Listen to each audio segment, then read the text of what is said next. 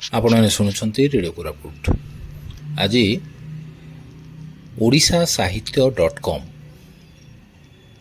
ସେଥିରେ ଅଳ୍ପାଳାପ ସ୍ତମ୍ଭରେ ରାୟଗଡ଼ା ଜିଲ୍ଲାର ବିଶିଷ୍ଟ ସ୍ତମ୍ଭକାର ଶ୍ରୀ ସତ୍ୟନାରାୟଣ ଗନ୍ତାୟତଙ୍କ ଦ୍ୱାରା ରଚିତ ପ୍ରାର୍ଥନା ପାଇଁ ପ୍ରାର୍ଥନା ପଢ଼ିବାର ସୁଯୋଗ ମିଳିଥିଲା। ଭଲ ଲାଗିଥିଲା। ତେଣୁ ରେଡ଼ିଓ କୋରାପୁଟର ଶ୍ରୋତାଙ୍କ ପାଇଁ ଏହା ପଢ଼ି ଶୁଣାଇବା ପାଇଁ ଇଚ୍ଛା ହୋଇଛି। ଆସନ୍ତୁ ଶୁଣିବା ତାହେଲେ। ଜାଣୁ ଆହେ ଦୟାମୟ ବିଶ୍ୱ ବିହାରୀ, ଏହି ପଦମାନ ଶୁଣୁ ଶୁଣୁ ଆପଣଙ୍କ ମନ ଆପଣଙ୍କୁ ଘେନିଯିବ ଆପଣଙ୍କ ପ୍ରାଥମିକ ବିଦ୍ୟାଳୟକୁ।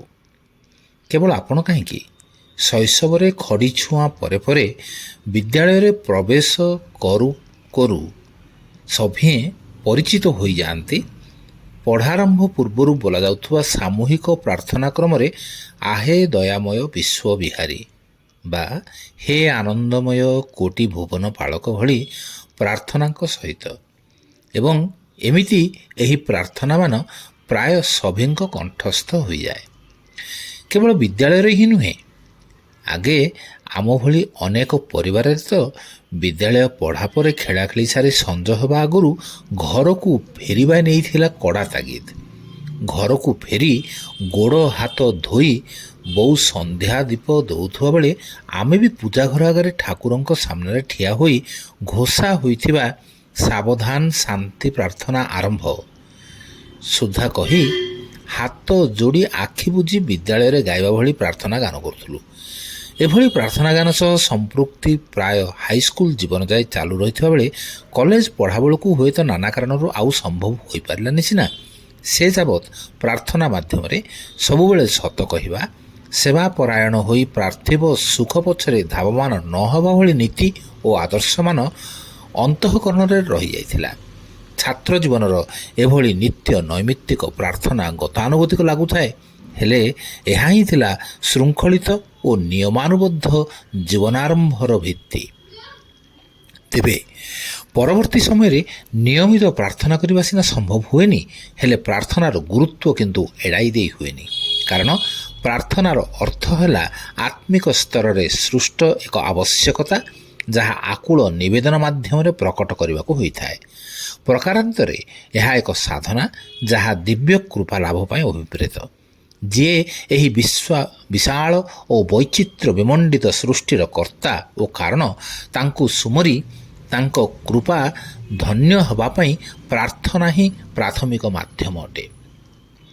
ଏହାର ନିତ୍ୟ ନୈମିତ୍ତିକ ଅଭ୍ୟାସ ଏକ ସ୍ୱୟଂ ସମ୍ପୂର୍ଣ୍ଣ ସାଧନା, ଯାହା ସଭିଙ୍କର ସର୍ବୋଦୌ କାମ୍ୟ ହେବା ଉଚିତ। ଏହି ଜଗତରେ ଜୀବନଯାପନ କରିବା ଭିତରେ ଆମେ କେବେ କେବେ କେବଳ କଥା ପ୍ରସଙ୍ଗରେ ସତ କହିବାକୁ କିଆଁ ଡରିବି ଜାତୀୟ ପ୍ରାର୍ଥନାଂଶକ ଉଲ୍ଲେଖ କରତଃ ପ୍ରାର୍ଥନା ସହ ଆମ ପରିଚିତି ଜାହିର କରି ପକାଇଥାଉ ସିନା, ପ୍ରକୃତ ପକ୍ଷେ ପ୍ରାର୍ଥନାମଗ୍ନ କ୍ୱଚିତ ହୋଇଥାଉ। ହଁ, ଜଞ୍ଜାଳ ଓ ମାୟାମୋହଭରା ଜାଗତିକ ଜୀବନରେ କେବେ ଥକି ପଡ଼ିଲେ, ପଥ ହୁଡ଼ି ବଣା ହେଲେ ବା ଅହେତୁକ ଆଶାରୁ ସୃଷ୍ଟ ନିରାଶାଘାତରେ ଜର୍ଜରିତ ହେଲେ, କିନ୍ତୁ ଅଚିରେ ଏସବୁରୁ ମୁକ୍ତି ପାଇବା ପାଇଁ ଆମର ସ୍ମରଣକୁ ଆସେ ପ୍ରାର୍ଥନା କରିବା। ଏଥୁଅନ୍ତେ ପ୍ରାର୍ଥନା ପରେ ଅସମୟ ସୁଧୁରି ଯାଇ ସବୁ ପୁଣି ଠିକ୍ ଠାକ୍ ଚାଲିବା ମାତ୍ରେ ଆମେ ପ୍ରାର୍ଥନାକୁ ପୂର୍ବବତ୍ ପାସୋରି ପକାଇ ତାଠାରୁ ଦୂରକୁ ଚାଲିଯାଉ। ଅନେକ ସମୟରେ ଆମେ ଆମର ବ୍ୟକ୍ତିଗତ ବା ନିଜସ୍ୱ ଅସରନ୍ତି ଆଶା ଆକାଂକ୍ଷାଙ୍କ ପରିପୂରଣ କରିବା ପାଇଁ ମାଗୁଣି କରିବାକୁ ହିଁ ପ୍ରାର୍ଥନା ମଣି ନିଜ ନିଜ ଇଚ୍ଛାମାନଙ୍କୁ ଏକ ରକମ ତାଲିକାଭୁକ୍ତ କରି ସଜାଗ ହୋଇ ରହିଥାଉ। କିନ୍ତୁ ପ୍ରାର୍ଥନା ଏକ ପବିତ୍ର ନିଃସର୍ତ୍ତ ସାଧନା ଏବଂ ଆଦୌ ମାଗିବା ସହ ଜଡ଼ିତ ନୁହେଁ। କାରଣ ଯେଉଁ ଦିବ୍ୟ ଶକ୍ତି ଦେଇଥାଏ ବୋଲି ଆମେ ଭାବିଥାଉ, ସେ ତ ଆମରି ଭିତରେ ସମାହିତ। ସୁତରାଂ ପ୍ରାର୍ଥନା ସେହି ଅନ୍ତର୍ନିହିତ ଐଶୀ ଶକ୍ତି ସହ ଆମକୁ ଯୋଡ଼ିବା ପାଇଁ ଏକ ପ୍ରୟାସ।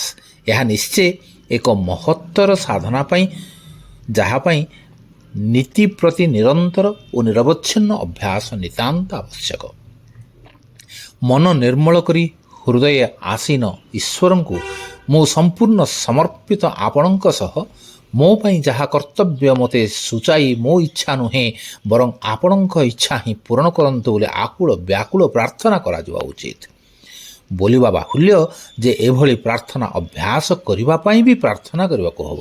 ଏହି ଅଭ୍ୟାସ ବି କମ୍ ଅୟାସ ସାଧ୍ୟ ନୁହେଁ, କାରଣ ନିଜ ଭିନ୍ନ ଜଗତ କଲ୍ୟାଣ ଇଚ୍ଛିବା ସହ ଆମ ଭିତରୁ କ୍ରୋଧ, ଅହଙ୍କାର ଓ ଈର୍ଷାଦି ଦୁର୍ଗୁଣମାନଙ୍କୁ ଦୂରେଇ ଧର୍ମ, ଜାତି, ସମ୍ପ୍ରଦାୟାଦିରେ ସୀମାବଦ୍ଧ ନ ହୋଇ ସ୍ୱାର୍ଥପରତା ତ୍ୟାଗ କରି ମହାମାନବିକତାରେ ଉଦ୍ବୁଦ୍ଧ ହେବା ପାଇଁ ପ୍ରଥମେ ପ୍ରାର୍ଥନା କରିବାକୁ ହେବ।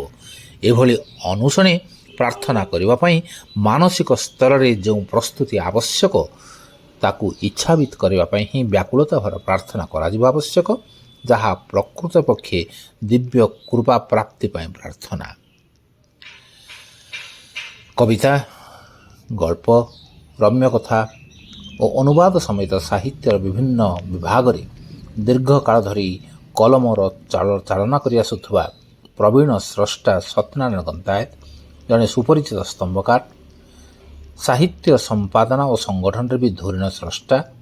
LICର ପ୍ରଶାସନିକ ସେବାରୁ ଅବସର ପରେ ସମ୍ପ୍ରତି ରାୟଗଡ଼ାର ସ୍ଥାୟୀ ବାସିନ୍ଦା ଭାବେ କସ୍ତୁରୀନଗର ରାୟଗଡ଼ା ସ୍ଥିତ ନିଜ ନିବାସ ସୁଭାଷିତମରେ ରହିଛନ୍ତି। ଭାଇଙ୍କ ପାଖରେ ଆମେ କୃତଜ୍ଞତା ଜଣାଉଛୁ, ଏତେ ସୁନ୍ଦର ଭାବରେ ସେ ସ୍ତମ୍ଭଟିକୁ ଲେଖିଛନ୍ତି।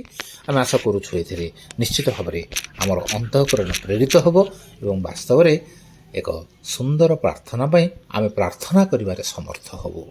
ଭାଇଙ୍କ ପାଖରେ ପୁଣି ଥରେ କୃତଜ୍ଞତା ଜଣାଇ ରହୁଛୁ ତେବେ ରେଡ଼ିଓ କୋରାପୁଟର ଶ୍ରୋତାଙ୍କ ପାଖରେ CH ଶାନ୍ତାକାର ଏବଂ ଅନ୍ୟମାନେ। ନମସ୍କାର।